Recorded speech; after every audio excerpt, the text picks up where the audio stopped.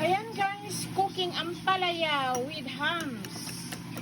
Now, I'm putting my scrambled eggs for final retouch. Yan. For my dinner. Late na ang dinner ni Ninsky kaya nagpamala pa ako sa snow.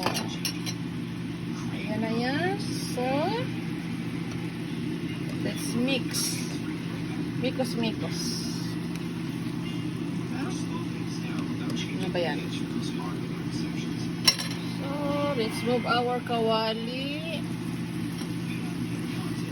Ayan. Wow, ang sarap. Itsura pa lang, masarap na. Nagluto ako ng kanin kasi magkain ako ng marami. Ayan, ang ganda. Sarap.